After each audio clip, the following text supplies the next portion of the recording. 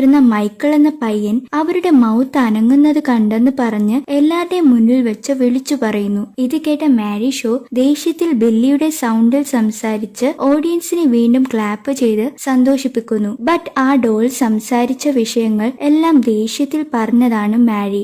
ശേഷം ഒരു 2-4 വീക്സ് കഴിഞ്ഞ് ആ പയ്യനെ കാണാതാകുന്നു. കുറച്ചു കഴിഞ്ഞ് മാരി ഷോനെയും ആരോ കൊന്നുകളഞ്ഞിരുന്നു. അത് ആരാണെന്ന് ജെയ്മി ചോദിക്കാണ്. അത് ഞങ്ങൾക്കറിയില്ല, ബട്ട് അവൾ മരിക്കുന്നതിന് മുമ്പ് തന്റെ കയ്യിലുള്ള 101 ഡോൾസ് അവരുടെ കൂടെ തന്നെ അടക്കണമെന്ന് പറഞ്ഞിരുന്നു. ഹെൻറിയുടെ ഫാദർ ആയിരുന്നു അത് ചെയ്തിരുന്നത്. അത് മാത്രമല്ല മാരി ഷോനെയും ഒരു ഡോള് പോലെ ആക്കി വേണം അടക്കാനെന്നുണ്ടായിരുന്നു. സോ അതുകൊണ്ട് ഹെൻറിയുടെ ഫാദർ അവരെയും അതുപോലെ ഡോള് പോലെ ആക്കിയിരുന്നു. ഹെൻറി നൈറ്റ് അത് എങ്ങനെ ഇരിക്കുമെന്നറിയാൻ ക്യൂരിയോസിറ്റി ആയിരുന്നതിനാൽ അറിയാതെ നോക്കുന്നതിനിടയിൽ ബോഡിയും അവരും താഴെ വീഴുന്നു. താഴെ വീണ ആ ബോഡി കാണാൻ നല്ല പേടിപ്പെടുത്തുന്നത് പോലെ ഉണ്ടായിരുന്നു. പെട്ടെന്ന് നോക്കിയപ്പോൾ ബോഡി എണീക്കുന്നു. എന്നിട്ട് അവനെ നോക്കുന്നു. ഈ സമയം ഹെൻറിയുടെ ഫാദർ വന്ന് അവൻ